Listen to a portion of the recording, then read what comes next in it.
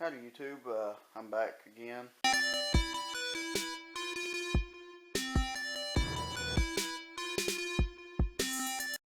We've got a 318 engine I'm building for a customer, and I figured if I'd actually film all of it, it's going to take forever, and that'd be a very lengthy video, and there's plenty of engine build videos on YouTube, but I think I'm going to make a time-lapse video of this one, so it'll probably, well, it'll definitely have to be broken into different parts, but I'm going to try to edit it all together where it looks kind of smooth and good. But the reason being is I've not yet got the camshaft, lifters, stuff like that picked out for this engine yet, but I can build the bottom end, rods, pistons, crank, all that stuff. So alrighty, let me know what you think of it, and we'll get started on it.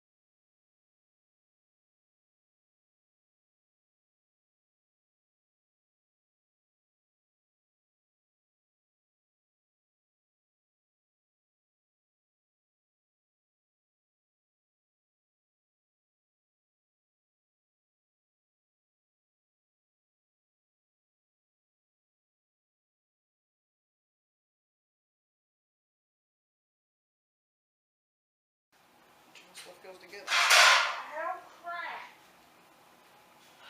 Scream all over my video. Freaking hubcap. Hubcap. What the heck it looks like. Port to a leaf blower. Whatever it is.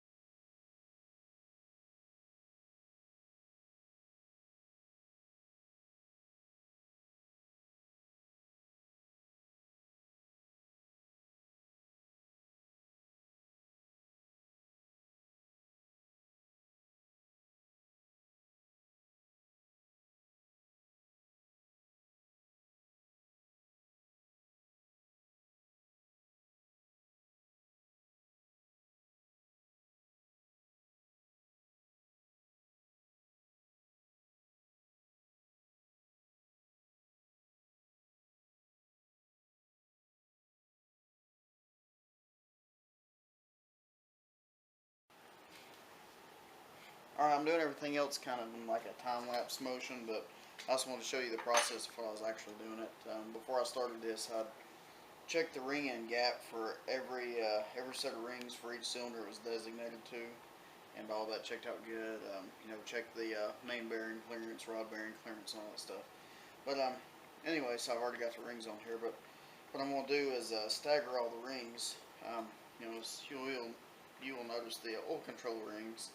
It's got a notch here, so I'm going to put this one to this side of the wrist pin, this notch to this side, and then on the compression rings, I'll turn one notch to this side, and then the other one 180 degrees away, opposite. So you got one notch here, one notch there, and then, you know, the oil control rings are here and here. And then we'll take the rod cap off. I'm using the ARP rod bolts on these. And I've also already cleaned out the cylinders on the engine and wiped them down and re-lubricated them with engine oil. Now I have a little bucket of engine oil here, and sometimes you pull the rod caps off with your hand, other times you have to give them a little help. So what I like to do is take a pair of channel locks, and very carefully, because it's easy to mar these surfaces, put it in here and just open. And I'm sure since I'm doing it on camera, it'll be the one time I don't want to cooperate. Yep. One side must be cocked over a little bit. But in that case, you can just stick a screwdriver in here. Just keep working it back and forth. Just be careful not to mar the surfaces.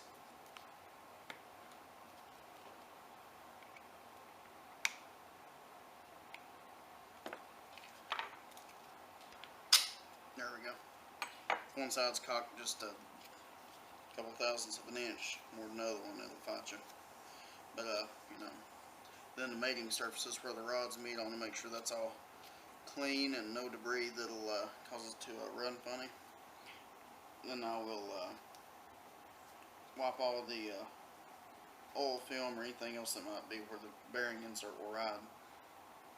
And you know, I'll double check my ring end gaps again, and I'm just going to set this in the bucket of oil until the piston kind of fills up.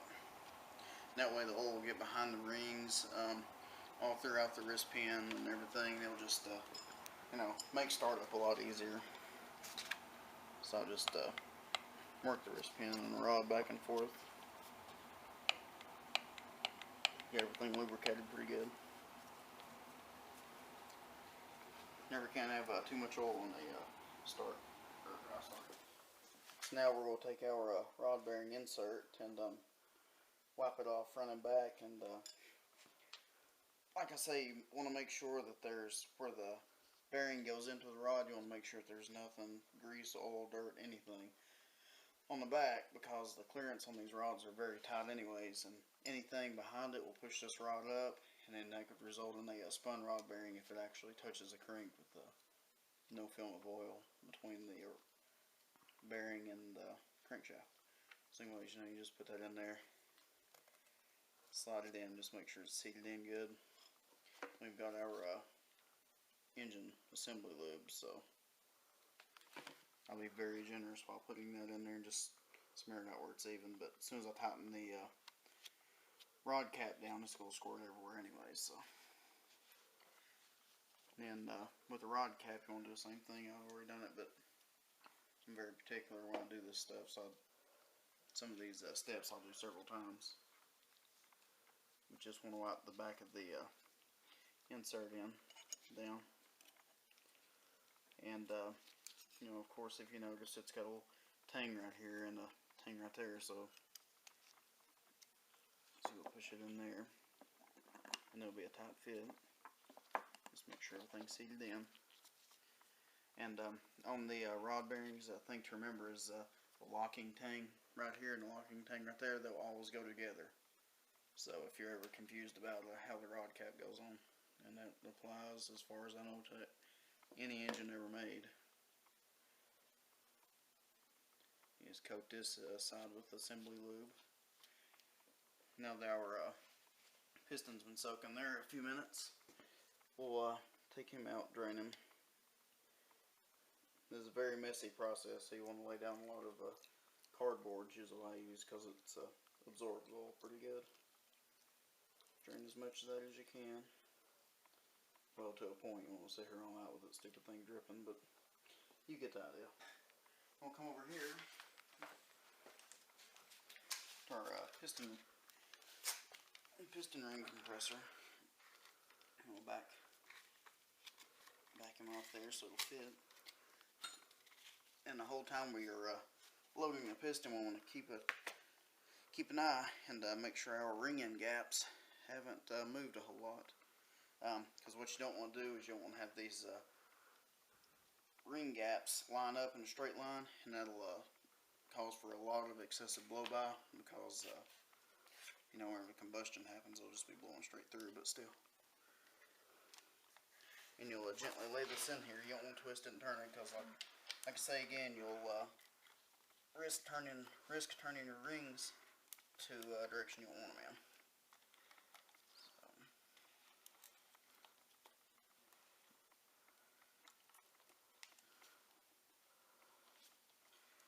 Get that pretty tight. Alright, now I'll come over here to the engine. Wrong side. I have my camera woman here walking all over the place. But on these pistons, you notice that the notch will go to the front of the engine. And something I almost missed is to protect your crankshaft, you can buy rod bolt protectors by just take a piece of rubber hose and cut a little slit in it so it fits good, but you just want to cover your rod bolts. Didn't know what that was for a second. And put these over here, because the crankshaft is a lot easier to nick than what you might think. And I'll get my ready. And you want it very gently, you know, and make sure the notch points to the front. There's other ways you can tell how a rod goes too, but I'll have to cover that in another video. You know, that's referring to if a rod's not connected to the piston and you're curious about it. And also what you want to do is it's pretty easy to break a ring if you don't if you're not careful. So all I like to do is take the hammer itself and gently peck on the tool to make sure it's seated in.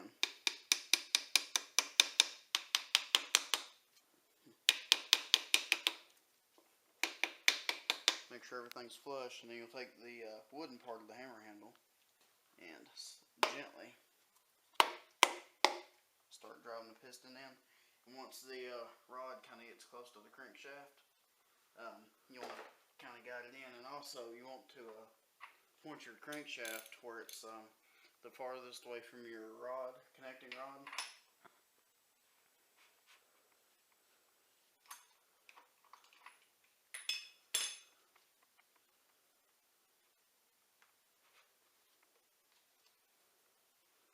Should have done that before I started filming, but it's all good.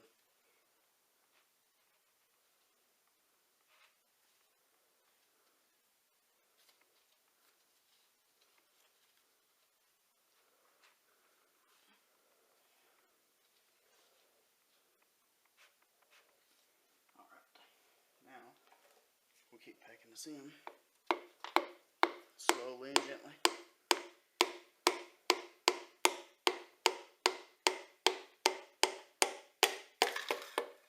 Now, if you're driving your piston in and you feel a sudden resistance or a hard resistance, and within a couple gentle taps, if it don't go in, you might want to pull your piston back out and either try to tighten your ring compressor down a little bit more or something. Don't force it in because you'll break a ring. And we'll spin the engine over.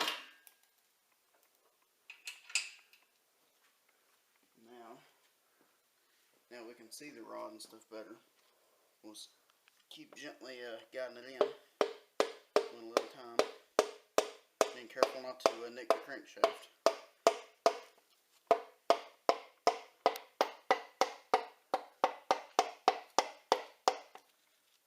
Just gentle. Alright, let's seat it in.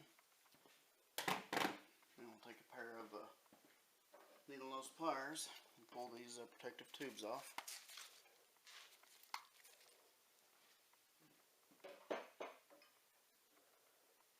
Now we've got our rod cap, and now we want to double check again and see, make sure our locking tab is on this end and our locking tab is on this side of the rod, and we want them to be on the same side, so we flip the rod cap that way.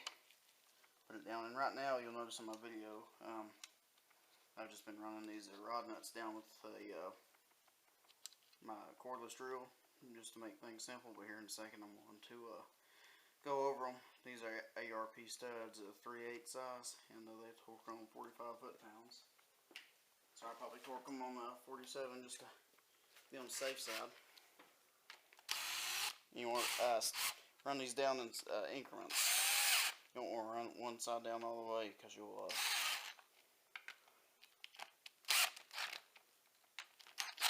cock the rod cap sideways and you can damage it. So, but other than that, I'm going to put me torquing the rods on the the time lapse or fast forward or whatever you want to call it. So I just want to show you the process. That's going to have the bottom end built for now. You can see, anybody familiar with these 318 engines know that from the factory, the piston height is quite a bit in the hole from the factory, and so we've decked the block quite a bit and put aftermarket pistons in there and took a lot of that out of the equation. So this is not even up to top dead center yet, so this will increase the compression quite a bit. But I'll probably just upload this video for now. I don't have my camshaft or anything picked out yet, so, and I can't really put the oil pan on until the time cover and stuff's on, so I'll just upload this for now, but keep an eye out for the other parts. I'm going to have my wife film while I torque the connecting rods real quick, and I'll upload this video.